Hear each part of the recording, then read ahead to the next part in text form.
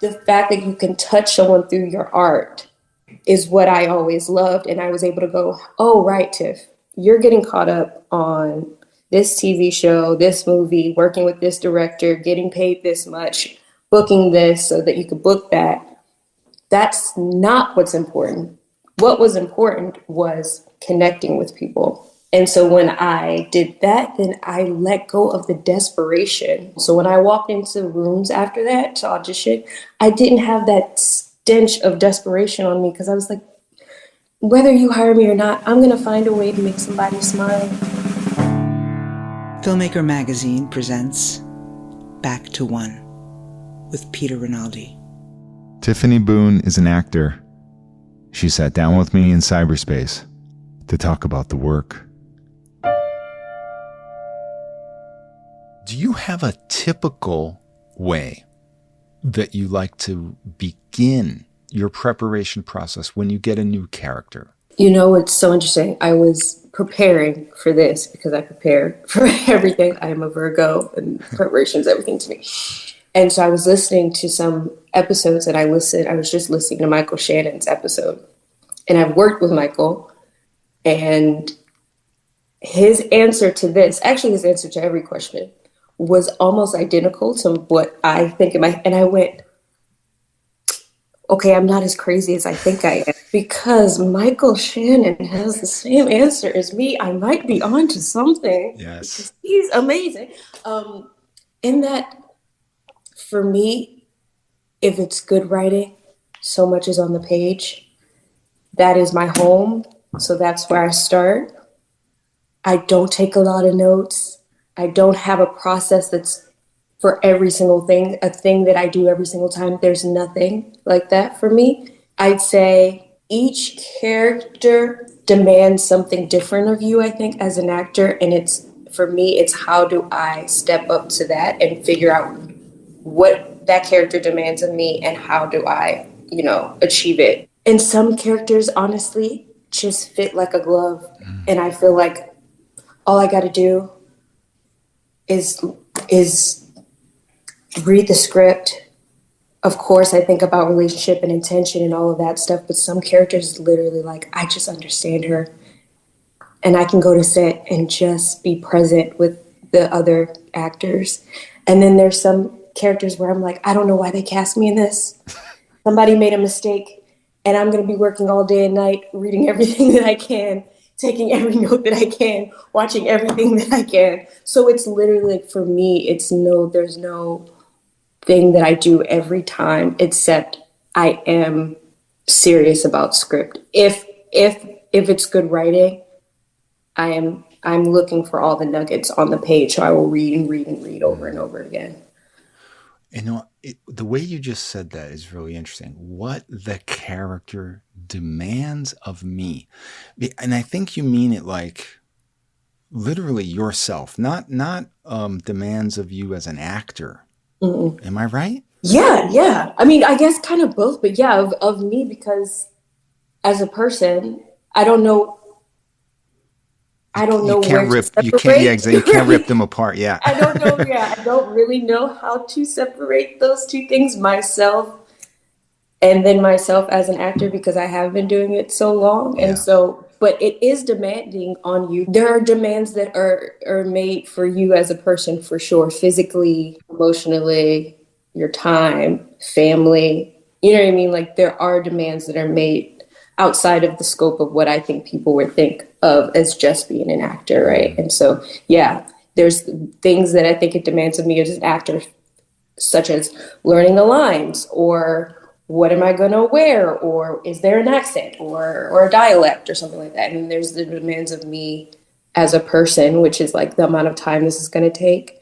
Am I going to have to physically gain weight, lose weight, be in some kind of shape? Is this going to take me to a dark place? And how do I make sure I don't go too dark? Like, all of those things that I think are kind of connected to the actor, but can be, somewhat outside of the scope of what you traditionally think is, the demands of the actor. Yeah. I avoid watching interviews because I just hate the interviewers. That's how full of myself I am as an actor.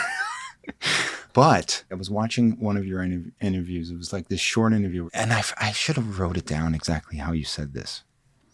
They said, I think it was, and I'm paraphrasing, how did you pick acting? And you said, I didn't pick acting. Acting picked me. Or something like that. It just came out of you. And it was like, well, that's interesting. I want you to tell me what that means, because was there a certain time where it's just like, this is what I have to do? That's it. This is not a job. Yeah. I have to do this. I think there's the moment where there's the first moment and then there's the second moment in my life. The first moment will probably be when I was about 11 and I'd been doing all of the performing arts. And then there's this middle school program from my high school where they take kids in the city and they give you a free class in acting or singing or dance or whatever. Every week you get a free class at what would eventually be my high school, Baltimore School for the Arts. And I auditioned for the dance program and the acting program, and I got into both, but you can only pick one. And I was like, I've been dancing enough. Let me try this acting thing. And when I got to my first class, I was like, oh, this is it. And I'd done plays before and everything, but I was like, oh, I don't want to do anything else. This is it.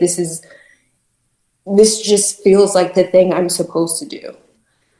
But I'd say the second moment of that was I quit acting in 2016 because I was just auditioning and getting so close and, just doing that grind thing that was really wearing me out. And I just was not enjoying. I was like, I don't know that I want to do this anymore. Have I just been doing it since I was young, and it is what it is? And I had an acting teacher in high school that said, if you can do anything else, do it. If you can do anything else, go do it. It's going to be easier than trying to be an actor. It's going to be easier. And I was like, you know what? Let me go see what else I can do and see if it's really easier. And let's just see. And I quit and I started a floral design business, and I was very good at it and I loved it. But that pull just never stopped. Like, I would just watch TV and film and be like, well, I'm supposed to be doing that. Or my husband, who's an actor, he'd go to work and I'd be like, I'm supposed to be doing that. Like, even though I broke up with acting, it would not break up with me. Like, it just, you know what I mean? It's just, it decided that it's what I'm supposed to do. I can't leave it. I can't divorce it. It's gonna be there. It's gonna keep pulling me back no matter what I do. As annoying as it can be to me, it's what I'm supposed to be doing. And again, just listening to Michael Shannon's episode, he said, I'll probably do it until I die. Even though sometimes I think I maybe should do something else. It has its claws in me, Again, same acting teacher in high school was like, if you're here to be famous, you can leave. We're here to act. Acting and being famous or being a star, those are two separate things, right? And so I've never felt, or maybe since that point, I never felt any destiny or like I'm destined to be one of the greatest actors, or destined to have an Oscar, or destined to be, whatever those kinds of things are. No. But I do feel like I am meant to, destiny will always keep pulling me back to standing on a stage, whether it's a theater or a sound stage, saying some lines to a person and connecting. Like, I'm destined to do that one way or another. Because when it's good, when I hit that sweet spot, when I'm in it with another actor and we hear cut, that feeling afterwards where there's nothing that compares to that. We're here because you're in one of the biggest movies of the year. And so I want you to take me, though, from that flower business. What did you do to get this back on the track of being in the mix of things? What was freeing for me in the floral design business that got me, I think, back on track and able to preserve myself a lot better in the business than I was before, to protect myself as a person and have freedom as an artist in it. I realized what I enjoyed so much about the floral design business was simply like bringing joy to people. Like I would every single flower arrangement I did was unique. I didn't have like a set menu of you can pick this. I would talk to the person and be like, so what is the occasion? What is this Oh, person that's like? beautiful. What colors? What, yeah. And I would design each arrangement specifically for that person for that occasion. And there would be people who would be crying, when I gave them their arrangement. It's like, you're like, it's just flowers, but no. It's like the joy that Yeah. you bring to someone through your creative process Yes. is mind blowing, right? And it was Yes. like, oh, right, that's what you love about being an actor. Yes. I mean, a lot of things I love, but at the root of it, there's a joy. Like when I did plays and you're standing in front of an audience and you hear them laugh and you hear them blow their nose because they're crying, the fact that you can touch someone through your art is what I always loved. And I was able to go, oh, right, Tiff, you're getting caught up on this TV show, this movie, working with this director, getting paid this much, booking this so that you could book that. That's not what's important. What was important was connecting with people. And so when I did that, then I let go of the desperation. It was like, I am no longer desperate to to book this role. So when I walked into rooms after that to audition, I didn't have that stench of desperation on me because I was like, whether you hire me or not, I'm going to find a way to make somebody smile. So here's what I got today. I hope you like it. I hope at least I leave and you're a fan now. If not, oh well, I'll try again next time. It just took the desperation off of it. And all I was worried about was connecting with people. And that got me back on track. And now, my team gets very annoyed because whenever I book something now, Mufasa was different. But for the most part, I book something and I'm like, okay, cool. So when's it start? And the whole team's waiting for me to like scream or cry or do something. And I'm like, guys, it's just another project. It's just another thing, like just another opportunity to explore this thing. But like my life doesn't end or begin with this project because I'm just going to find another way to do this thing. You know what I mean? Like, Yes. yeah. I want people to just rewind and listen to that again.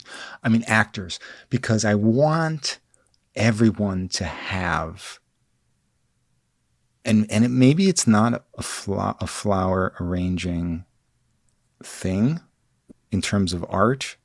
It could be some other kind of art that makes people smile. I'm hoping that it's something that they do in the acting world that they can do all the time, just like you can do the flower arranging thing, to keep them get them to the place where they can go into rooms or go on their self-tape and not be desperate about it because it's not the thing that's going to make or break them. And that's huge. And it makes you a better artist when you get to do it. Yes. So at this time then, were you starting to kind of understand your instrument and what outside forces, be it directorial or environmental, were working best for you? And were you starting to shoot for those kind of environments or those kind of directors to kind of bring that out of you better? Yeah, I think it's so weird. Like I said, I went to performing arts high school. I did a middle school program. I went to college for acting. So I was in classes for acting for, I don't know, 10 years or something, where I'm just like in class every day.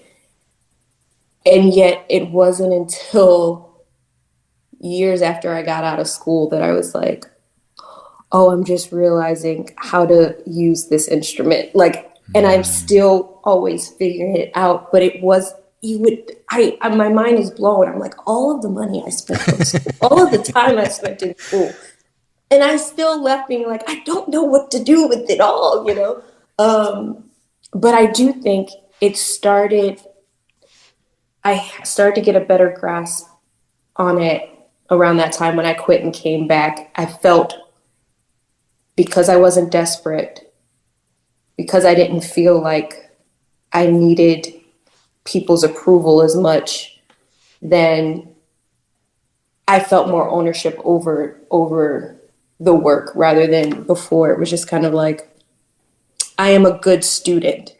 You know what I mean? I am a student. So I want the director to like me. I want to hit all the lines. I want to be on the mark. I want to be perfect, you know? And again, through realizing what I loved about the work, which is connecting with people, then I was like, it's really not about these directors. I mean, so let me be clear. There are amazing directors, and that of course, I still am like, of course, I want to make Barry Jenkins happy. Like, who doesn't, right? Like, that's, but the real work is like between me and another actor in the moment. And so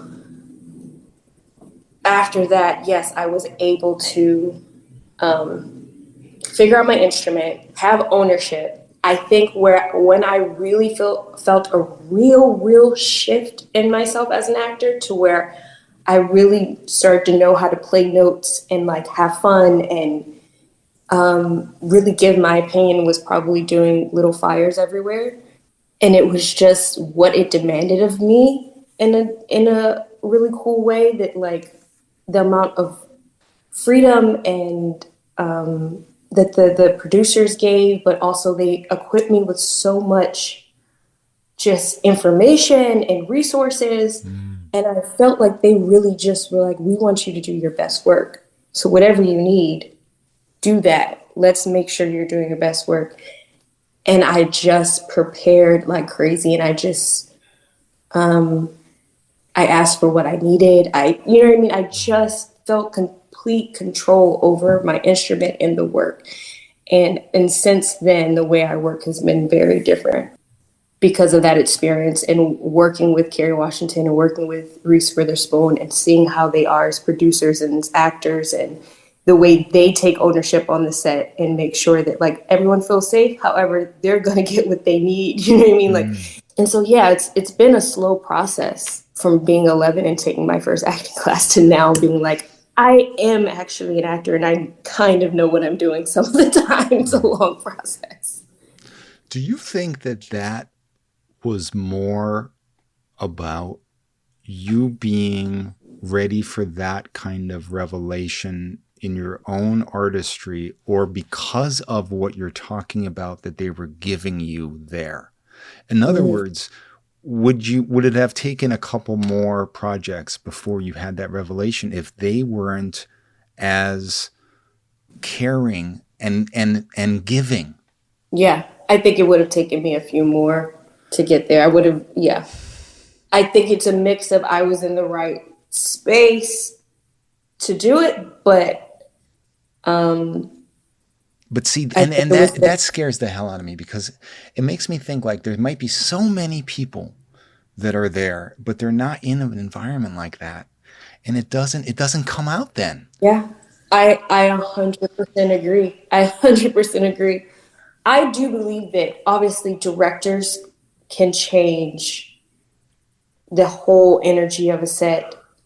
In television, because you switch directors so much, producers are so key to making good work, to making actors feel safe. They are the consistent part of the process in television, because the directors just come in and out. And so if you have in television, if you have a really good producer, and in film, if you have a really good director, and I don't want to say good or bad, but like a tapped in, actor loving producer and director. Yes. If you have people who actually care about actors and understand that they are the key to really making all of this pop off, rather than they're just like chess pieces to move around, because that's how some people think of us. It's like children that you can just push around and tell to say lines.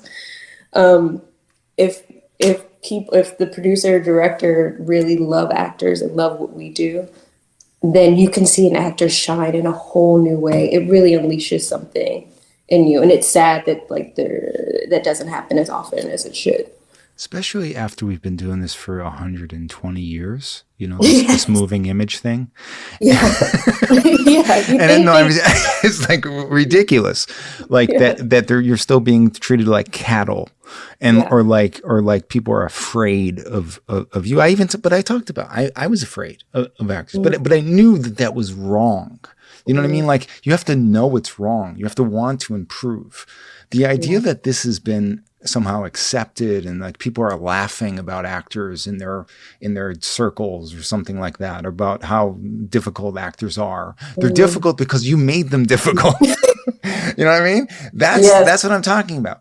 Yes. So, and you're young, so you're going to have great times, and then of course in your future is still going to be times that you think are going to be great with somebody that seems great, and it's going to be bad. And what have you learned about how to be, like I said before, director proof, or when you have to kind of X out the director as even somebody that's helpful and do it on your own? What do you do? How do you make that work? Few things. I hope, like, I'm scared that some of them are going to listen and be like, she did that to me. One, you hope that you're working with actors who are not self-absorbed. And another thing I heard in your episode with Michael Shannon talking about, he's not concerned with himself. He's like concerned with the other people. And so you hope that like you were working with another actor where you guys can get in, locked in, and be like, look, this is what works, this is what doesn't work, how do we do this, what are we like? That is always to me like gold. And then no one's worried about a poor direction or whatever, because we're going to lock in and we're going to figure it out together. If I don't have that, then I just have to go back again. Hopefully there's a good script. If there's not a good script, That's a lot of knots. this is what I'm saying. For me, hopefully there's a good script and I can just lose myself in the script, find everything I can find in there, and just live on the word. If it's not there, I will fight. I am a person who will be like, I'm not saying that. I hate to do it. I actually don't hate to do it. I love to do it at this point because some directors just be like, well, it's there, so you have to say it. And I'm like, but I'm not going to say it because you're going to put it in the film or you're going to put it in the show. And it's not authentic to the character and it's not going to work. And so part of me being director proof is just like talking to the writer, talking to directors, talking to producers, and trying to make sure that, the written word makes sense and works. And it's just getting to know the character better than anyone. Like at the end of the day, I'm going to know her better than you. Yeah.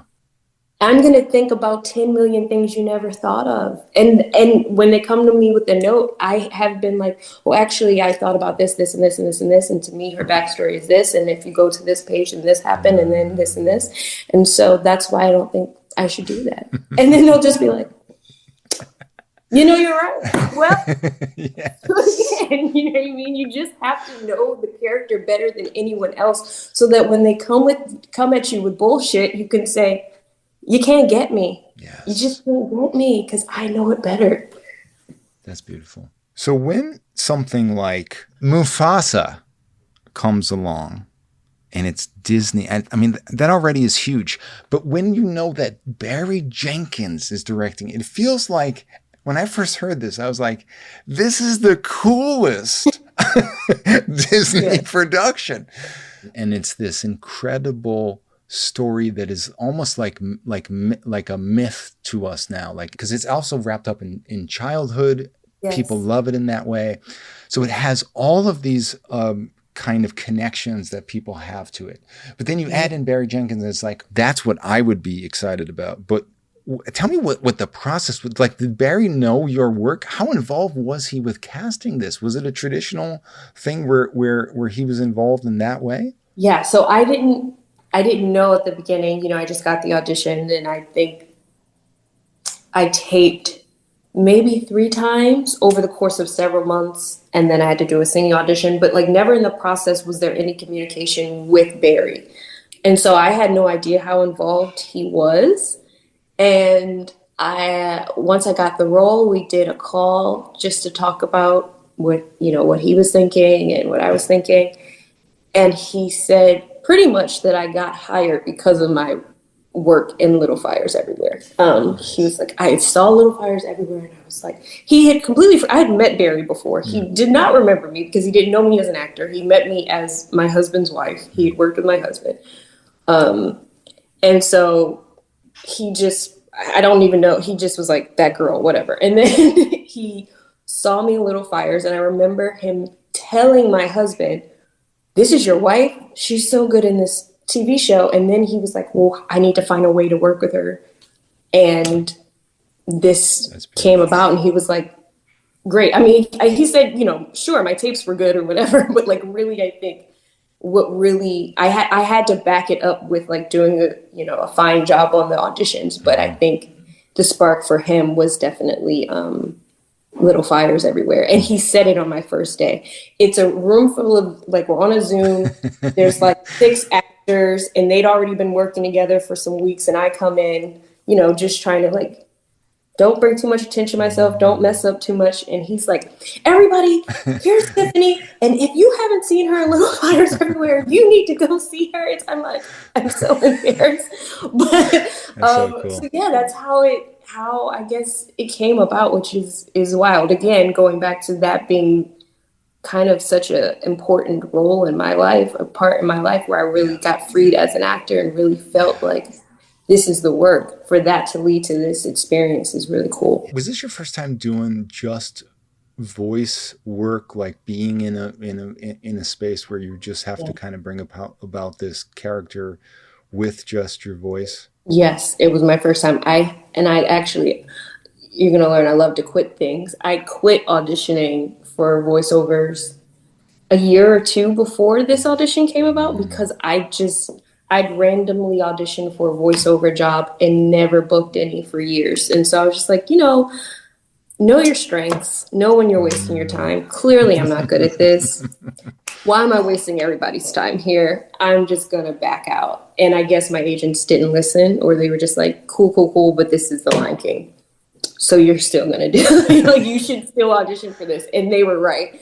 So yeah, it was my first time doing any kind of voiceover work whatsoever.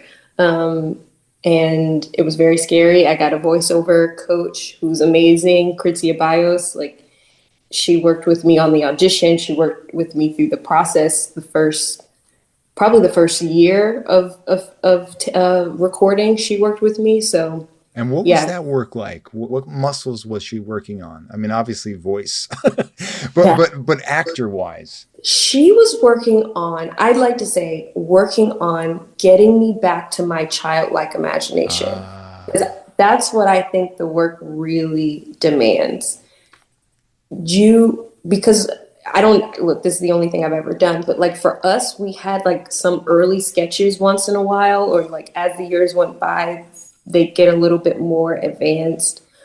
But for the most part, we didn't have a lot to go on, and we're doing this on Zoom and whatever. And she's like, yeah, you have to use your imagination like you're a child. You have to see every little single thing, and you have to just look ugly and use your body and just fully act like a kid out there. You know what I mean? And it's, I think you get used to film and TV just like not being small, but like, you know what I mean? Subtlety and all of that is so important, and not making the craziest, ugliest faces you can. And this is the space where you can make the craziest faces. You can, look disgusting and just, which I don't mind doing anyway, but like, she's just like really worked on letting go of judgment of myself and just having my imagination be so big. There's like just things she taught me, like that if I had gone to set, I mean, I'm guessing somebody would have told me, but just like efforts, like just breathing, or, when she's running, or I even practice my roar with her, which it's like they were never going to use my roar. They're going to use a lion roar, but like I have to find my own roar at the moment. Yeah. You know what I mean? Or just even, okay, take a breath. And the breath is so important. You have to hear the breath and how light is the breath or how big is the breath. Like every little thing, like even, I talk about like feeling animalistic in my body, but human in the emotion. So a lot of times when I was playing Sarabi, my hands were like this, and oh, sorry, no one can see that. I'm pretty much in a position like I'm gonna pounce. Yeah. That's how I was. Shoes off, just in a position where I'm ready to pounce at any second. So yeah, she worked on all of that with me, which was so invaluable. When Barry comes in and is directing this, because it's being done in many different locations, right? And like, was it at the same time everybody's in these different locations recording at the same time? Was his input into your work direct, or was he just giving notes at the end of these sessions, or how the heck? I don't know anything. I'm totally in the dark about this. Yeah, so I'd say for the most part, I don't know about anyone else, but most of the time when I came in, save for a few times towards the end, once we really got the bones of the situation, it'd be a group of actors on Zoom. Sometimes I would be in the same room as Kelvin Harrison Jr., who plays Taka or Scar. But again, it was like early, the height of the pandemic, like Omicron. So we're socially distanced, like not really able to communicate with each other outside of the work. And so we're all on Zoom, like 6 different countries sometimes, like different time zones, everyone. And so, yeah, it'd be just, a lot like doing anything else. We do a take and he'd go to each actor and give us notes on it. And we do it again and do it again and do it again and do it again. Yeah, or sometimes he'd be like, hey, I just want to get this line, Tiff. Can you just do this line? It was really fun. You know what I mean? I know that a lot of times, apparently in voiceover acting, like people just go in a booth by themselves and just have themselves to do it with. I'm glad we did not do it that way. I'm glad that we got to do it with other actors. And because the community that is created in the film of these characters it's really important that we have the energy together and that you feel like our chemistry together. So it was a lot of fun. Yeah. That's amazing. When you were talking about your childhood and how you decided to take that class, that is hugely important that you got to choose that. We're losing like arts education. Like this is a sad thing going on. Like as you were saying that, I was like, this is scary. Like that's so important. I want the next Tiffany Boone out there to choose theater. And so I get to see them do stuff. That scares me. But here's what else scares me. And I'm talking about just the changing world. It scares me that this movie is being called live action. I'm worried about AI. You made an exciting movie that people are going to that feels real, and it's animals that are talking. And it took years to make. And it's beautiful art. And it's incredible. And people are going to be feeling like they're alive in it. And luckily we had people doing voices that are artists. These two things scare me. The lack of that education thing where we're going to be not finding those people anymore as the robots are growing. Tell me something to talk me away from the ledge here, Tiffany. You tell me something to talk me away from the ledge. I don't know. We're at the ledge together. We're standing hand in hand at the ledge. I don't know. Yeah. I mean, does this scare you as a person in this business? I heard Ben Affleck talk about this, and it was actually hopeful. He's like, are you kidding me? The acting is the last thing that's going to go. So, if you're a background artist, your days are numbered. Other thing, he's like, actors, no. And I'm like, really? Yeah. Do you think about stuff like this, or is there too many other problems to even think about this? I can think of all the problems at once. That's how neurotic I am. I am not as hopeful as Ben Affleck, but he's Ben Affleck, so he can probably stop. They're always going to call Ben Affleck. Okay. That's right. So, he can be hopeful. That At least the rest of his life, right? Like maybe. Right. right. It's like I have a hard time being hopeful about it. I do worry about it.